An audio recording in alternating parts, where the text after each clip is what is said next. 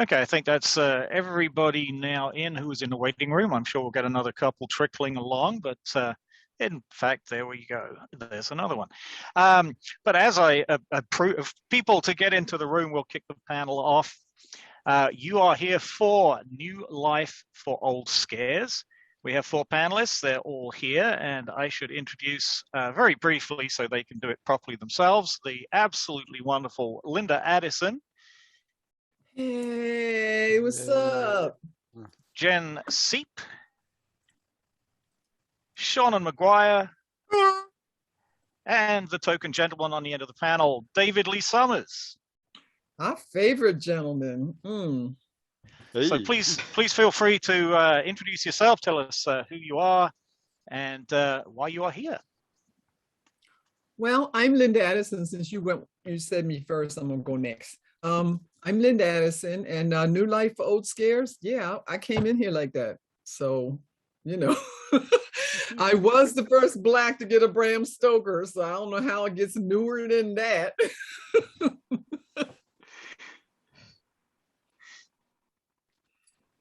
See, then's my problem with these virtual panels. I can never tell when people are done talking. Oh, I'm sorry. Oh, it's all right. It's my own fault. You're lovely. I'm Seanan McGuire. I am not a Bram Stoker winner. I am a Hugo winner. I would really love to win a Bram Stoker, but it turns out I can't. I keep trying. I'm just not good at it.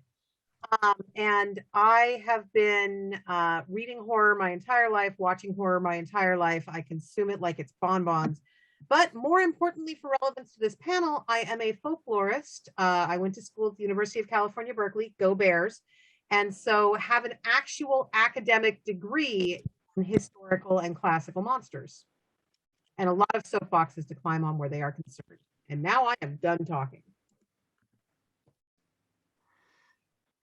I'm Jenn Czep, and I have not won any awards. But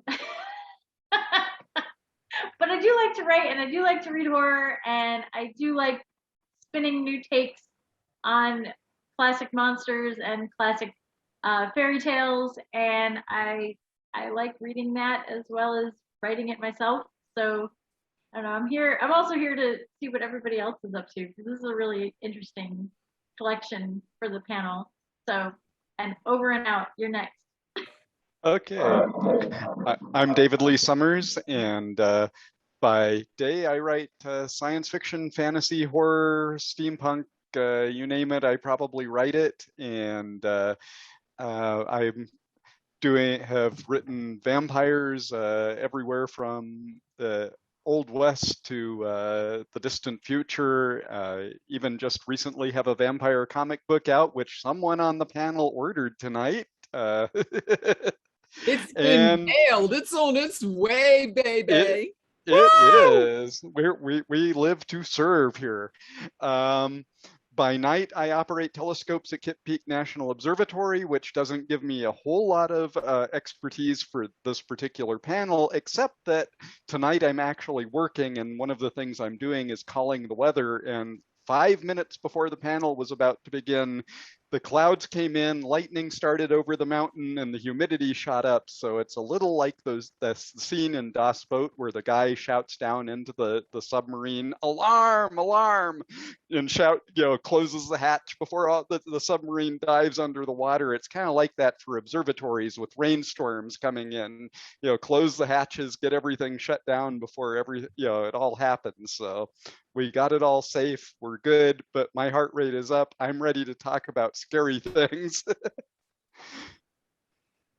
Well, I think you've all written about classic monsters. You just mentioned vampires, David. I know Jen's written about trolls. Linda's written about a bunch, and I think Seanan's written about all of the others. What's your favorite and why? Well, I'm gonna again go first because I did before, but I don't always have to, by the way, people. I have had therapy. I don't need to do that. So my favorite monster today is the Blob, because I just did the Blob story for Classic Monsters Anthology. So it's always going to be the latest. It's not the only, but do you want us to talk about it, Hal, or just throw the name out there? I don't know, Hal. No, absolutely. Explain why. Why the Okay. blob, other than the story? I mean, I'm sure there's a reason beyond the story. Yeah, this is a little, I'm not going to go on too long. My whole thing with a lot of what I do with writing is I'm always trying to keep myself interested, which means then I'm always looking for something different. And so when the call out happened and we were given a list of possible monsters, I was like, nobody's going to pick the blob.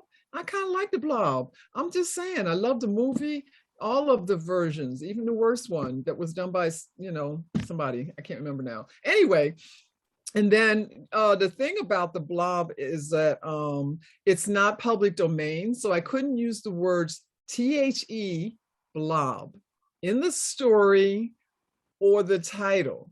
However, I had a very good friend.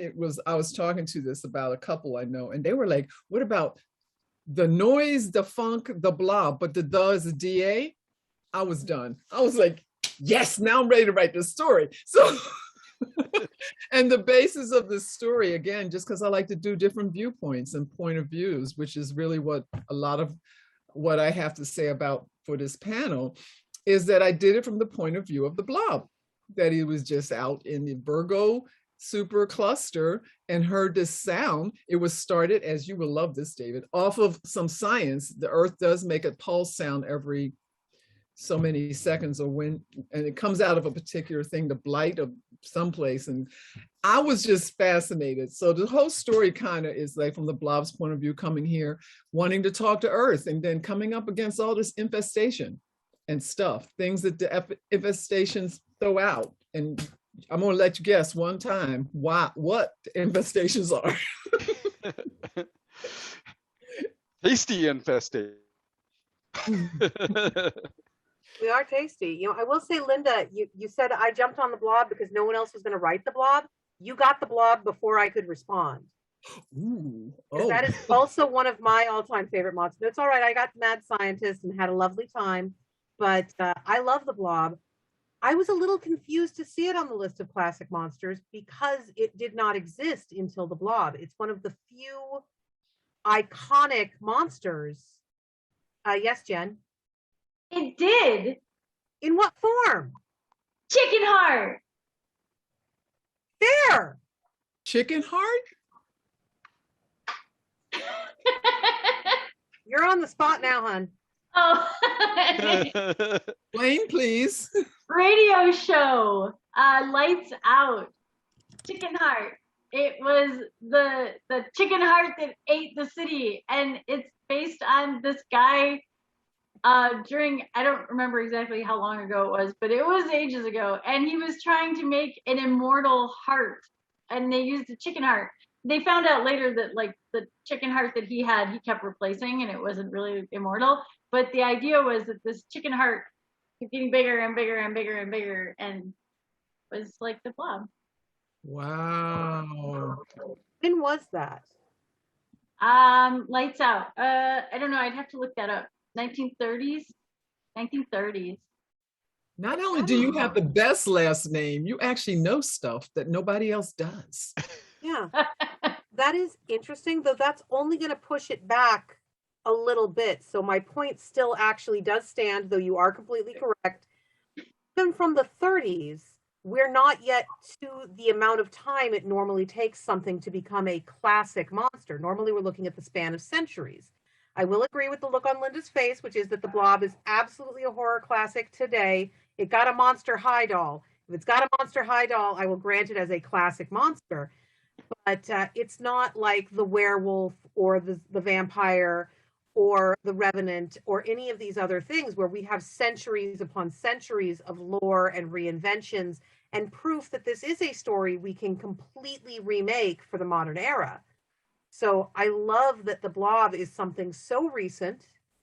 The blob, the Gillman, and the Romero-styled zombie are really our big breakthrough modern monsters. And the alien, to a certain degree. You can actually subdivide that into several monsters, including my personal favorite, the talking man-eating plant. Oh, yes. Everybody loves Audrey, too. Now you have to talk, David, because Jen told a story. Okay, Jen told a story. So Yeah, picking a favorite monster is always tough. Of course, I've probably written vampires more than any, and of course, with a last name like Summers, Buffy notwithstanding, there's also Montague, who ends up actually being like 5 years older than my granddad, and he died exactly 5 years before my granddad, which is kind of just weird. This fellow who collected all of these vampire stories circa the early 20th century, and how much he collected and made up, maybe you know more about than I do, Shannon, but they make some I thought they made some fun reading, and I found some little tidbits in his stuff that's been fun stuff to play with in stories, just little vampire lore that he throws out there.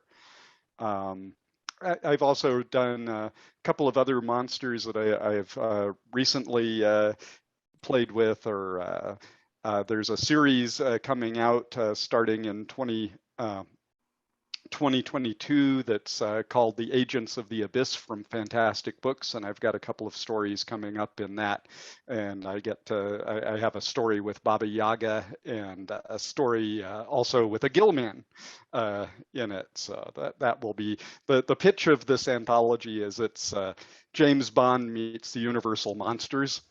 And so each one kind of takes its own riff on the idea of the universal monsters, and plays with it in different periods of history, and not literally James Bond, but spy thrillers of some type.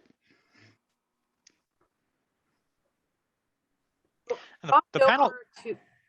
Oh, sorry. The panel description actually says what keeps the classic horror monsters from going stale. So you've each picked one out and mentioned a few others. So how do you keep them from going stale? I mean, I think you've just explained some of that, but is there a deliberate effort to do that, and how do you do that?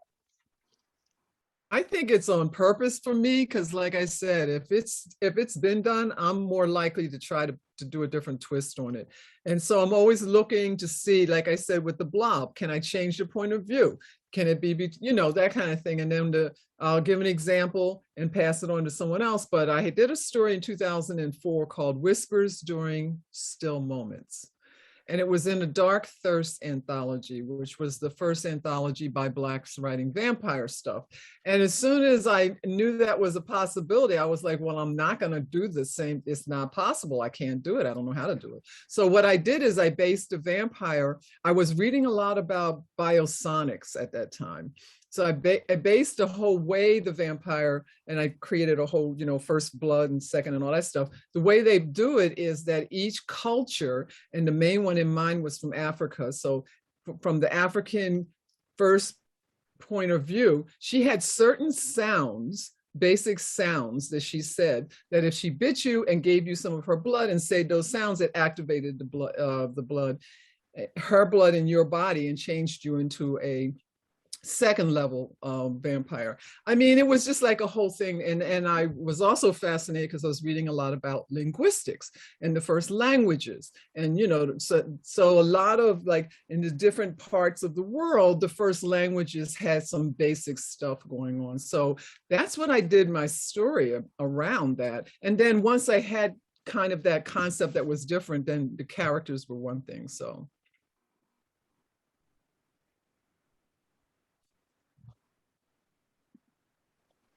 Everyone's being polite. I think part of it, honestly, is that we just don't like to be bored. If I don't have something that feels like it needs me to say it, then why am I wasting my time? It is possible if you're just using the monster as a prop. If I have a story and it's got characters, it's got stakes, and it's doing what it's doing, but I need a reason for all of these people to be trapped in the creepy old house for some reason. Maybe I pull out a classic blah, blah, Dracula style vampire, or maybe I pull out a classic, the creatures of the night with beautiful music they make werewolf. It doesn't matter, because the point is not the monster. If the point is the monster, if I want you to look at the monster and find it interesting, to have questions about the monster, to not just assume you already know absolutely everything there is to know, then I need to vary it in some way. I also need to decide before I address any monster how much I want to get yelled at. Because we live in the era of social media where yelling at us, I don't know, is as easy as jumping on Twitter and typing at Jenn Czep. Oh my God, what did you do? You know, it takes 2 seconds and it can ruin my whole day. Stephanie Meyer, I have very little good to say about weaponized Mormonism, but I will say that the ongoing, oh my God, the vampires sparkle, this is so wrong and gross and icky, is folklorically inaccurate.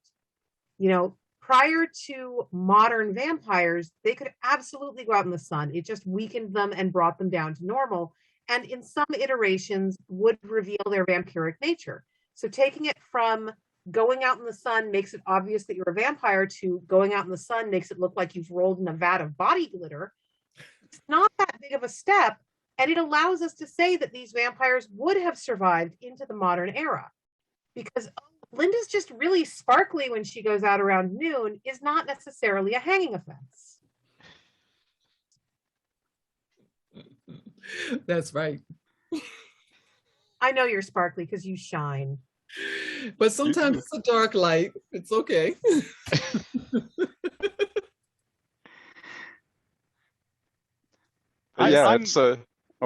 Sorry, go ahead, David. I was just going to say, yeah, just to echo the points. It's you know, I think, yeah, you want to try to find something that brings an interest to the story, and sometimes it's where, you know, sometimes it can be where the monster appears. Sometimes the context in which they appear can be a little bit different, and I think that can help us tell a different story with the monster. Sometimes, you know, as I think happened a lot in the 70s in the vampire genre, it was turning it around and telling it from the vampire's point of view.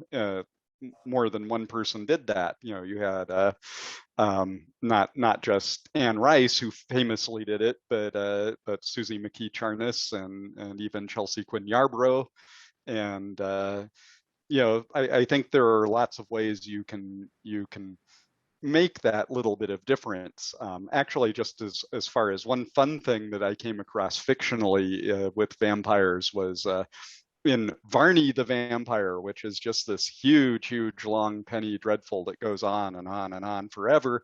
In one of the early chapters, fortunately, there's a beautiful reference to where what heals Varney is being out in moonlight, which of course is reflected sunlight. It wasn't just that you know, if it was new moon, Varney wouldn't heal. He had to actually be in the light of the full moon to heal from his injuries and such. I thought that was kind of an interesting little trope. I've never done anything with that yet, but sometimes reading these older stories, you can find little fun things that you might not have thought about with these monsters. Jen? With if we're staying with vampires, I have 3 current favorites, I should say, with vampires. Number 1 on my list, and has been number 1 on my list for a long time, is the Hamiltons. And it is like, it's still my favorite vampire story, but it's a film, and it's just brilliant, and it's brilliantly done. The other one, all 3 of these are film related. I think I read a lot of horror, but when it comes to vampires, I feel like I watch more vampires. But What We Do in the Shadows, I don't know if anybody has seen that. I love such a fun take. I love it. It's just such an interesting take on vampires and the dynamic between a group of vampires. Well, question for you then. Are you talking about What We Do in the Shadows, the film, the TV show, or both? Both. Okay, I love them both. Also, I'm totally going to call him out on this one, but I was told by a friend who texted me after she watched the film, What We Do in the Shadows. She texts me and she goes, "One of these vampires is your husband." Like, exactly him. And I'm like, I know. She goes, "I didn't tell you which one." I'm like, you don't have to. You don't have Which to. one is it? Any of you who know Max, Captain Max. If you know him, I'm gonna give you a second to think about it. If you do not know him, he's over here laughing right now. It's Vlad. So for a while, he's like, you're mean. So for a while, my nickname was the Beast, and it was kind of fun. And then the other one is Razorblade Smile. It's another film. It's kind of hard to find. Yes, The Hamiltons is 2006. Yes, and Razorblade Smile. I honestly don't even know how to find this one. I find it every once in a while on YouTube, and I have no idea how to get a hold of it. But it's a really interesting take on vampires and how they get along, so to speak. So, yeah, 1998. Yep. Sean, you mentioned response in this modern era. So, I mean, you're sort of almost asking for it because you've written about every monster known to man and then invented a few more. Do you have anything to say about the reactions you get? Do people go, "Oh my God, that's so good. That's the best version of this creature ever. I'm so happy you're writing about it," or no, you're wrong? So the only thing I've gotten that this is the best version ever, I'm so happy you're writing about it, is my mermaids, which are not classically a monster in the horror sense. But my mermaids like to eat people. It makes them happy. And I honestly feel that when you look at world folklore, carnivorous or otherwise murderous mermaids are a lot more common than sweet little princesses of the deep sea. My mermaids are also a case of extreme sexual dimorphism modeled off of the anglerfish. So we had a good time with that one. But I do hit just about everything. And you do kind of have to look at what are the current sacred cows, because that is where the suspension of disbelief must begin. If your vampires can go out in the sunlight, you are going to have to explain that, or people are not going to accept it, even though the oldest vampires can go out in the sunlight. If your ghosts can interact with the physical world and no one can tell that they're dead, you are going to have to explain that. You know, it's basically knowing what the preconceptions are so you're aware of which blocks you have to give your audience to keep them from being thrown out of the story. Everything else can be left out. I don't have to explain why a vampire drinks blood. I do have to explain why they don't. Yep, I totally agree with that. I mean, when I did my blob story, and when I do anything that I do different, if I'm going to do something that's not in the sort of general rules, then I'm aware that I'm doing it. And as you've said, I will come up with some concept on why it's different. You know, something that kind of will bring the reader in to trust me on it. So I think that's really important when you do something different. And sometimes you have to do a little research. You might have to make something up, like I did with the biosonic thing and sound and original language in the countries for the different vampires. But when I did that vampire story, I got, it was written, the anthology was written up in Publishers Weekly, and they really shouted out about mine, because it was not just that she was an African vampire, because that alone, but because of everything else that was built around the story. And a lot of people were like, we want more of our, so I see myself returning to that conceptual world that I created some point in the future.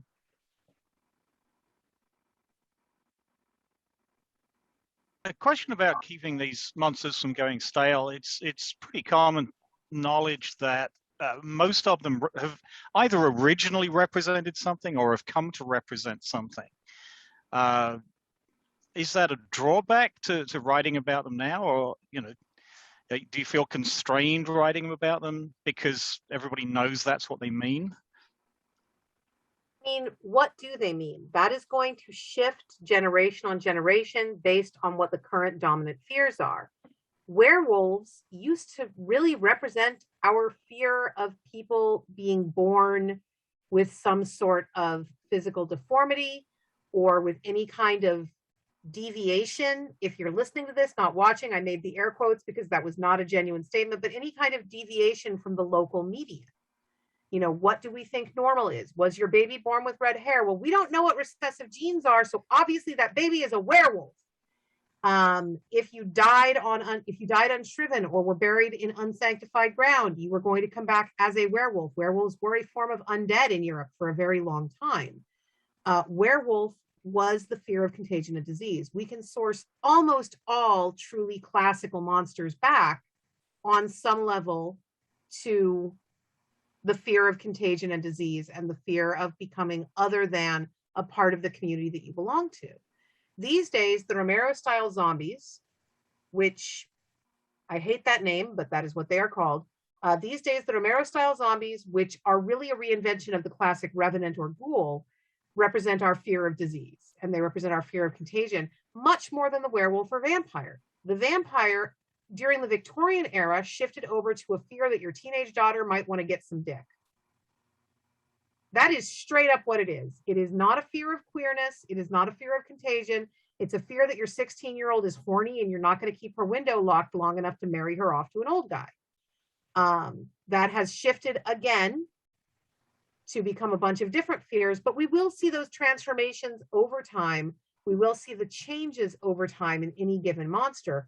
It will almost always root back to a fear of corruption, transformation, or illness of some sort.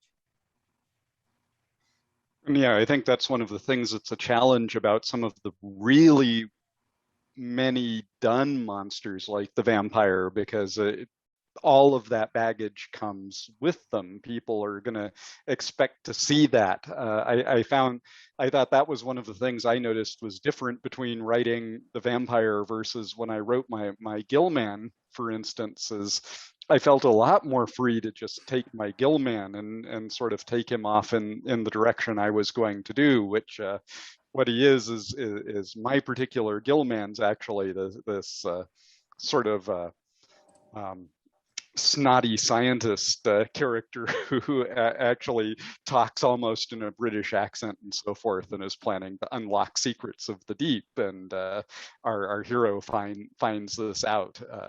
But playing with that trope was a lot easier because there aren't a lot of other Gillmen out there to deal with to have tropes to play against. I pretty much could invent my own version of it really easily. I think that's part of like when you decide to do something, when you're writing and it's in an area that's been there already. You have to, first of all, really, I think we've said this before, you have to really know what the expectations are of it, and then decide whether or not you still want to play in that area, or you want to go, as David said, and create something else altogether. This made me think of a story I have in How to Recognize the Demon, anthology of mine. I mean, a collection of mine that's a poem, a story, and it's called Unrequited. I'm not saying that right, I'm sorry. I don't always talk right. But anyway, you get the idea. And the idea for that story came out of a Nikon convention panel. I wasn't on the panel, I was in the audience. And someone there said, no one, I was like, oh, really? No one can do something? Tell me more. And like, no one can write a story about a zombie where you care about the zombie. And I was like, thank you so much for that new road to walk down and create. And so this story, it's not very long, but it's about a zombie that falls in love, and you're wondering how this can happen. Read the story. I actually do it. I love it. It's gotten good feedback. I'm just saying. But again, that's just like taking the dare to do something that no one can do this. I'm pretty sure that's how the pretty sparkly vampires came into thing. Someone was like, let's make them pretty, because like you said, Shauna, they weren't always like that. They didn't start off like that.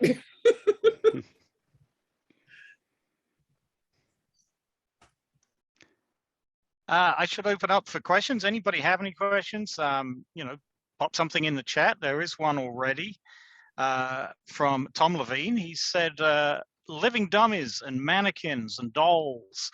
What are your feelings on those? Classic monster? And they go all the way back to Pygmalion and Galatea. They are absolutely a classic monster. The uncanny valley has always been with us, and you can see it reflected in almost all of our enduring monstrous figures. You know, this idea of something that looks human but is not a human, or looks like a dog but is not a dog. I had somebody say that the absolute key to rural horror, to doing horror in a place like Appalachia or the Deep South that is not somehow based on stereotypes and racism, is to start with the question of that thing in your yard is not a deer, what is it? Because it looks like a deer but is not a deer is at the core of almost all non-prejudicial rural horror. So the doll, the mannequin, all that sort of thing, absolutely a classical monster, absolutely a part of this conversation. As a doll collector whose home is filled with tiny plastic, glass, and resin people who watch me everywhere I go and judge everything I do, I find it a little unsettling that they are always the bad guy. They are always out to steal my soul. I don't like that. I would like to keep my soul. Jen is gesturing at us with doll nausea. You know, important. Oh, is it time to flash our creepiest dolls at the screen? I can do that too. Oh, yes. Creepy dolls. I love creepy dolls. That's probably the creepiest one I have. Oh, no, wait. I realized I just made these guys. We made these. Oh, nice. Corn husk dolls. I love dolls. Which go back to, you know, the effigies and burning creatures and golems and stuff. So those are all dolls or like creatures that you come out of something. That one's creepy, Shannon. This is Grumpy. So She's a Pokemon trainer. She has a bunch of Pokemon that are the right size for her. She's not the most upsetting doll in my house, just the most upsetting one with an easy reach. Yeah, I don't know that I don't really have that many. Oh, I have the one ceramic one that my mom painted for me when I was like 7. Oh, I should show this one because Tom Dead Stuff isn't here, but Tom Dead Stuff is a big hero around here. He made this one. Awesome. I appreciate the fact that a question has been asked about dolls, and now we're all just going to gesture at the counter at the screen with creepy stuff. Look, David, something else. Yes. okay, this one isn't creepy, but does anyone know what movie this is from? No. It's not horror, it's science fiction. I was going to say, it doesn't look like Black Devil Dolls from Hell. No, I want that one. Oh, this is Harvest! science fiction. I can show you all Harvest. Oh my God. This is really, Oh. Who is that? I want this to know is which not one. so bad. This is Nice. Harvest, is who that is. I like. She is fully jointed and articulated and has a terrifying pumpkin for a head. And if it is set up correctly, the pumpkin lights up, but it looks like the bulb is currently dead. I now want to put a pumpkin on my red box. I want to put a pumpkin on now. This needs to be a pumpkin. I'm sure I have more creepy dolls hanging around my house. I just don't Okay, have but any this in is not the library. creepy doll panel, but that was fun. Yes, This but is one of all the your fault, Hal. We One were of the happy fun- to ignore it. This was from Hitchhiker's Guide when they went through the thing oh yes. and Oh, they all nice. turned into, yeah, and they had the black character, not the one that doesn't have any black people in it. That Yes. not that. I am more than happy for this to suddenly become the creepy doll panel. I'm not sure Tom appreciates that. He may not sleep tonight. Oh, I'm sorry. But we can always expand on the creepy doll panel with the suggestion from Charity, murder ponies. Ooh. Oh, the murder pony. Murder ponies are a classic folkloric creature. If you are in literally any part of the earth where horses are a non-invasive species, because horses are an invasive species here in North America, but if you're wandering around Europe or parts of Africa, Asia, any of those areas, there will absolutely be creatures in the local folklore that want to kill you, mostly by dragging you under the water and ripping you to pieces. The Kelpie, the I can't pronounce it, the Nucklavi. You know, there are lots of folkloric creatures that I won't even attempt their names unless I have a pronunciation in front of me. But Kelpies are the big classic one. And as is the case with most water fae or most water creatures, their goal is to get you into the water so that they can fuck your shit up. And that segues into the idea, if you want to do something different, I have so many collections of folk tales from other countries because they're very, you know, if you can go anywhere, Ireland, Japan, Africa, you can find American Indians here. You can go into many cultures and find similar kinds of monsters, shapeshifters, you know, different things. But then, you know, that can kind of open your mind up a little bit from what you're used to and help you create something a little bit different. I know Japanese ghost stories, stop it. Japan. Yeah. Yeah. See, you know, I have to put out a shout out for Lafcadio Hearn and Kwaidan and the collections of Japanese ghost stories there. Yeah, definitely. Jen. The Japanese ghost story that comes to my mind, and I feel like it's kind of modern, but it's the modern spin on more classic Japanese folklore horror stories, is from the character from The Ring. Is it Sadaka? I think it's Sadaka. What is it? I believe it's. I think it's Sadaka. Okay. They just made a comic book graphic novel of this character that it's the one that comes out of the well in The Ring and comes and gets you through the TV. And she tries to curse this little girl who is also a Sadaka, which hopefully I'm saying the name right. And so the little girl, instead of being cursed, she's like, why don't you get a YouTube channel and we curse like a whole bunch of people at this time? and they become like besties. And it's just such an interesting take on this thing. And I gotta say, like, when I first saw The Ring and The Grudge, because those were new monsters to me, it scared me because they were new and different. I didn't know what to expect. But now I'm like, this is an excellent spin on that. So I don't remember what the title of I think the title of the comic is actually Sadaka as well. So I don't know if anybody knows what that is. Sadako. So is that it, Samara? Somebody put it up there, Sadako, yes. It's Samara in the US version and Sadako in the Japanese. Yes. I will say that as you are looking for books of other cultures' folklore, Linda is correct. That is a great place to get inspired, especially if you are a writer of European descent. You need to be incredibly careful because we commit cultural appropriation like we're going to the corner store. And the greatest problem I see with people who are hunting for new to them monsters to use in their fiction is picking things up and not realizing that the story they're reading is sacred, that they are reading about a god, that they are reading a divinity story, and they interpret it as being a monster story.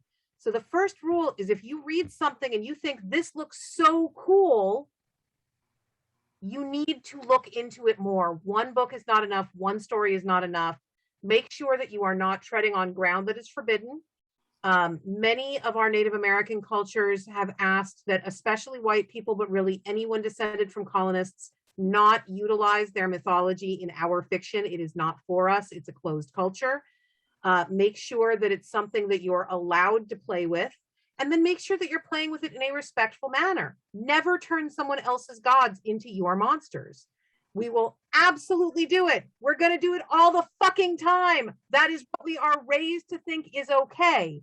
But we need to do our best to avoid those things. We need to be aware of that tendency in ourselves. That's so much all the truth, because, you know, the point is not that you can't be inspired by these things, but the point is to understand it. And it doesn't mean you got to take a PhD course in it. I'm writing a trilogy right now inspired by the Yanomami. I'm actually using that as it's called a Yanomami paradigm. But I read enough of it to understand I can't just take the names out of these nonfiction books of the people from these tribes and use them. I understood enough to how to break the names down and make my own versions of them. And also was really one of the many things in the Yanomami thing is that when someone dies, you don't use their name because it brings their spirit back. So you just have to be like it doesn't take a lot to think and read a little bit more. Once you find something interesting, read more about that. And then if you're going to be inspired from it, yeah, do your own thing, but don't Don't just go blindly down that path. And that also lets you avoid one of the things that offends me most as a reader, which cultural appropriation bothers the crap out of me, but I can't always see it. I am absolutely pissed off as a reader if I am told, oh, this new book by Bob Smith does something 100% new with vampires. No one has ever done it before. It is unique and innovative and astonishing. And I read it, and I'm like, that's a Linda Addison short story pushed out to novel length that is all the good praise and all the good press and all the sales because a white dude wrote it. And that's not okay.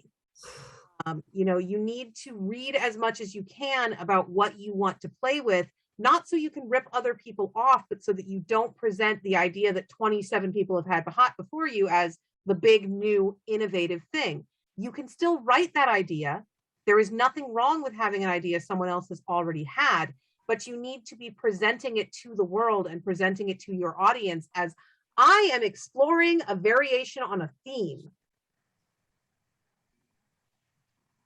Yeah, I think that you have to be kind of honest about that. No, people don't have to. I have to be very honest about that. And actually, people are getting called out now in the literary world if they try to get away with it. But I mean, there's so much that anybody who's creating work can create that is different, that is yours. I mean, and that really is the way to go, not to try to copy someone else. Okay, so we're talking about different things. How about like Lovecraft monsters? What's it? What are his monsters? The Lovecraft mythos, the Cthulhu, mythos. and okay, yeah. So I don't want to talk about the person because he's dead and he was very troubled and needed therapy and medication. But nonetheless, I wrote one Lovecraft thing, and I was like, no one's gonna know that this is Lovecraft if I don't tell them, but I don't care. So it was called Future Past Imperfect. I'll put it in there. And I was like, it's almost like I woke up from a dream and saw this pregnant American woman who was going into a dream state and could transfer over to this other reality. And it was inside this gigantic beast that was swallowing planets. I mean, doesn't that sound like Lovecraftian to you? I don't know. So, but it was my very, very, very vision of using it. I used the mountains of Sedona because I've been going there for 20 years for a Tai Chi retreat. I used that as a where it was because I know the history of the tribes there, American Indian tribes. But I mean, that again, it's just like a different way of doing it. I'm not like, I just want something different. If the main character I've grown up reading about is male, Caucasian, you know who's not going to write that story? I want something different. So I find that the Cthulhu mythos is fascinating.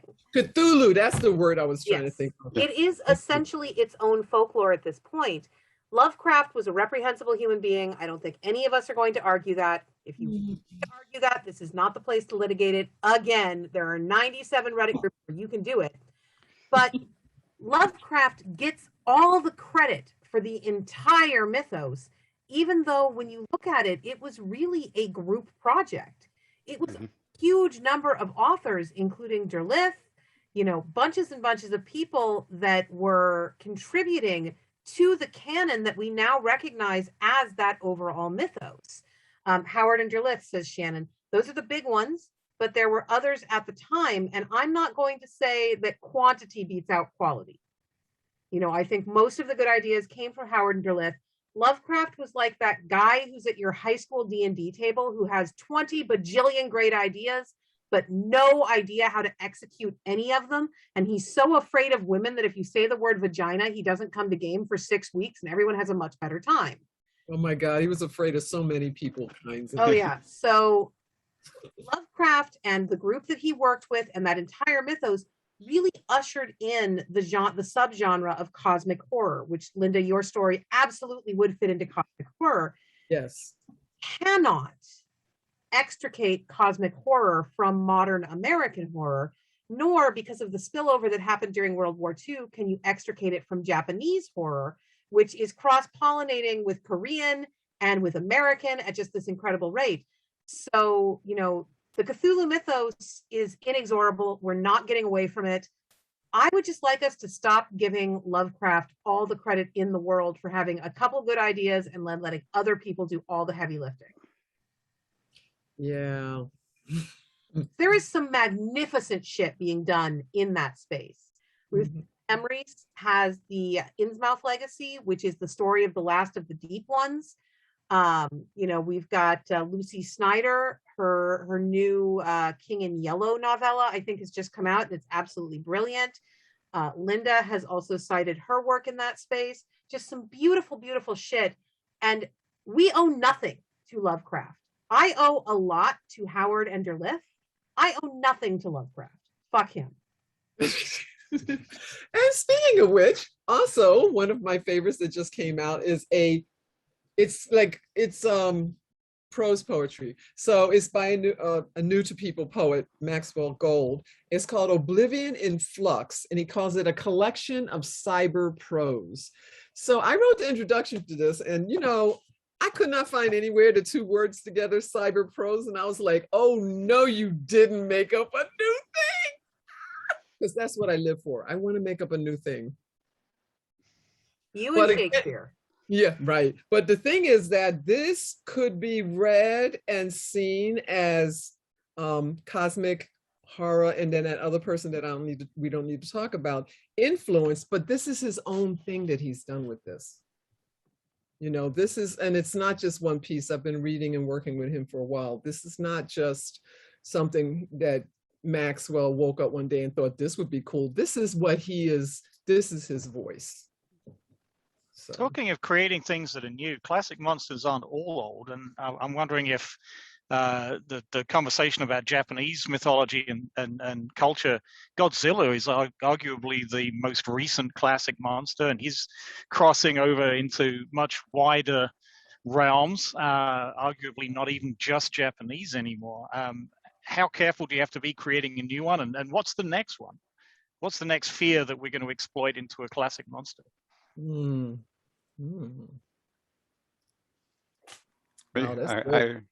I wonder about climate. Mind you, did I just talk over someone? I can't tell. I think my internet is breaking up. Oh, I just said climate, I think, is one of my candidates for a new horror, is some stuff coming from whether it manifests through some of the monsters we've talked about in terms of ocean, but there's certainly, you could imagine weather and wind and all these sort of elemental forces manifesting in some way into a kind of monster. And I think there's a lot of that. Now, that's one of the places where I think you can turn to some of these folkloric sources and kind of make them your own, because you're not, be respectful to what's been done and don't use them, but kind of see how that pattern was used. And as you start exploring something like, like a climate type horror. And I think cosmic horror taken actually off of Earth, I think that's not something that could be done more of. I've seen a few places where it's been done, but I think that's not been done a lot yet. The idea that of what fear is next, that, and somebody mentioned isolation in the comments. A great podcast that I finished not too long ago, listening to, was the Magnus Archives, and that takes fear in so many different ways as the monster, and it does kind of reach into some of the classic horror stuff, but also just taking our fears in general as this is a monster. The dark, fear of the dark is a monster, fear of drowning is a monster, vertigo is a monster. And it's just really well done. So if you're interested in that kind of thing as a podcast, it's a very good, like, creepy podcast. Also, the guy's voice is amazing. It just like puts you in a state of calm. be freaked out.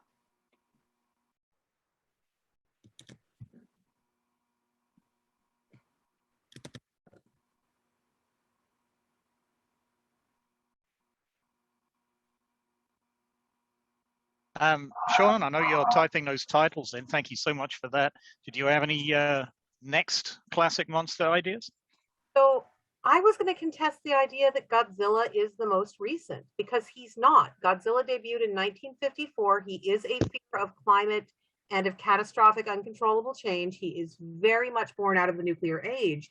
The Romero-style infectious revenant, you know, those Walking Dead, that is the most recent of the classic monsters. I don't think we're ever getting rid of them, no matter how much we want to. Shannon over in chat is now praising me for arguing with everyone constantly, so that's great reinforcement of bad behavior. Thank you very much. So just by timeline, that version of the zombie kind of beats everyone else out, and we are starting to see a little evolution there into parasitic subtypes, fungal subtypes, and we're back to fear of infection as an actual dominant creature. You know, this idea that that can be the fear that leads us.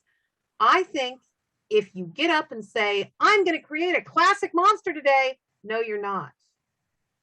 You don't get to choose. No one gets to choose. If people got to choose, our list of classic monsters today would look very, very different, because I would have picked them all. And instead of being afraid of the blob, we would be afraid of the stuff. And instead of being afraid of, you know, I love the stuff. Oh my God, it's frozen yogurt from the center of the earth that wants to turn you into an equal volume of it. How do you not love the stuff?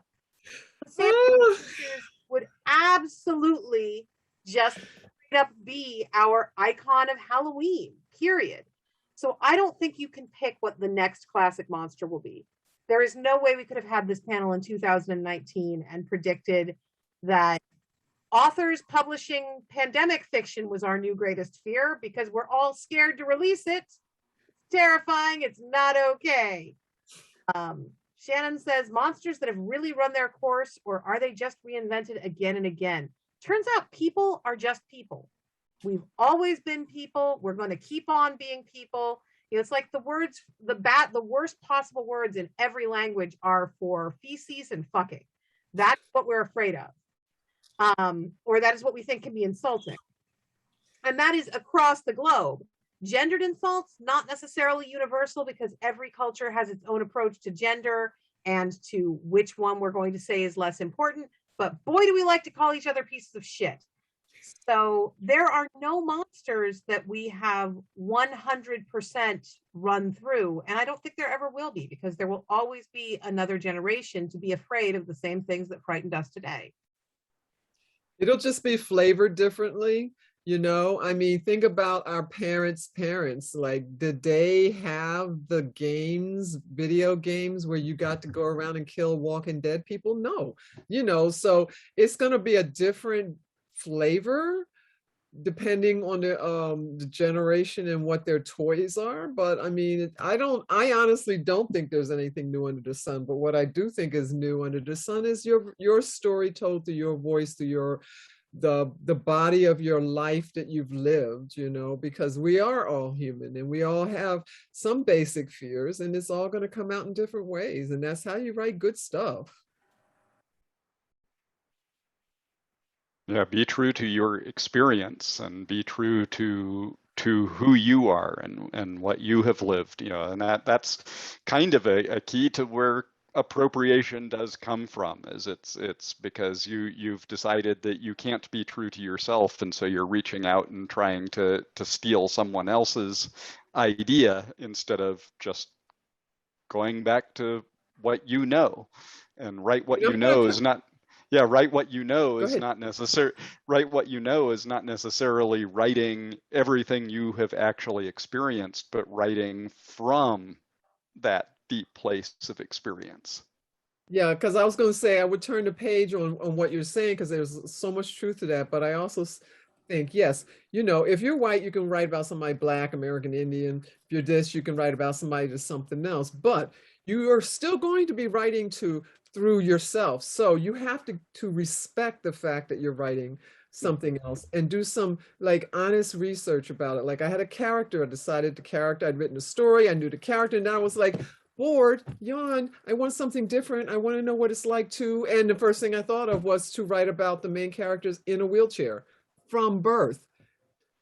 And everyone and people reacting like, oh, don't you wish you could walk? And the character being like, this is me. So what is going on? So how did I come to that? I don't know what it's like, because my assumption of a character in a wheelchair might be, I wish I could walk. So I read blogs from people in wheelchairs, what the social interaction is with them. I wrote, there was a fight scene in the story. I didn't take the fight scene out because I went to YouTube and said fighting in a wheelchair. Guess what? There are moves. So, you don't have to be what it is that you're writing, but you have to respect and do some research. And I understood that character's fear and reactions from, and actually that story is the one that's in Pixel Project that's out. That is all the money's going to women against violence things. And that character originally wasn't, but you know what wasn't important? The fact that she's in a wheelchair. That was the person. The storyline about her development and her arc had nothing to do with the wheelchair.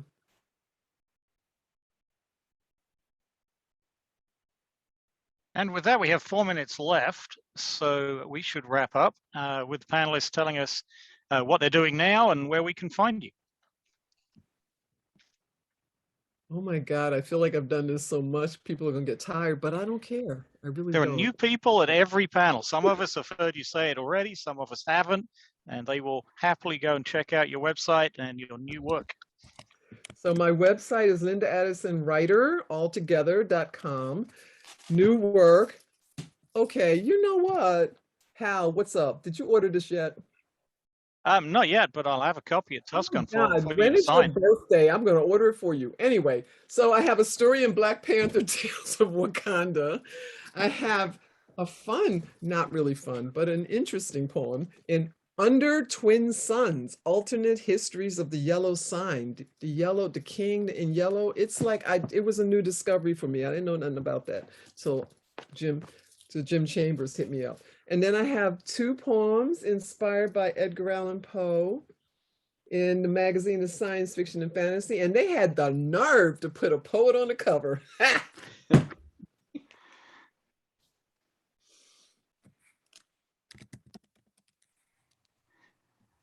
Okay, who's next? Everybody's being polite again.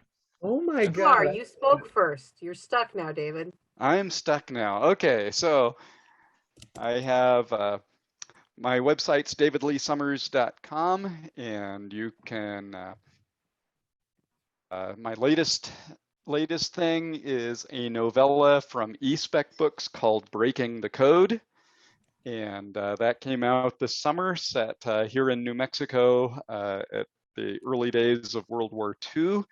And I also have a brand spanking new comic book called Guinevere and the Stranger. And I am, like I say, I've got some short stories in the Agents of the Abyss series coming out from Fantastic Books early next year. And a few, and yeah, so go check it all out.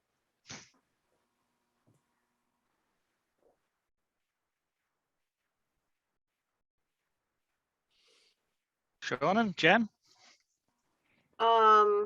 If you can spell my name, you can find me everywhere. I'm going to be in bed in about 45 seconds.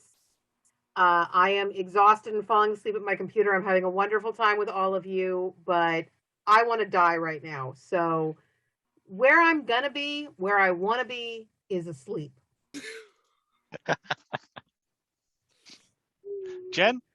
I do have a website. It's Jenn with 2 N's -Czep, and you can see it there how to spell that at .square.site. And I have also all my stuff on Amazon. If you look up Czep, you'll find me. And it's kind of a weird name, so there's not very many of us. It's the best name. I love your name. Great name. And most people don't even, pronounce it right, spell it right, but whatever. I have, and the latest novel that I have out is Cloud to Cloud, and I wrote that with Bob Frank, and that's science fiction. And then I also have 2 stories on Kindle Vella. I'm testing out the whole Amazon Kindle Vella thing, and Ideal of Roses and the Tales of Ecstasy are both on Kindle Vella. And I'm also teaching classes and doing all kinds of stuff all the time, playing ukulele if you can find it, and like being weird, because that's what I do. And I will be on a couple panels tomorrow as well, so I hope to see you then. Thank you all, and yes, we'll be back tomorrow with another day of CoKoCon 2021. Thank you all, Jenn Czep, Seanan McGuire, David Lee Summers, Linda Addison. Thank you, audience, for showing up and enjoying this. I could listen to all you guys talk just for hours, but I guess we've got to let you go to sleep. So thank you again. I'm gonna go to sleep whether you let me or not. Sleep well. That is Bye. I love you all. Have a wonderful night. Good night.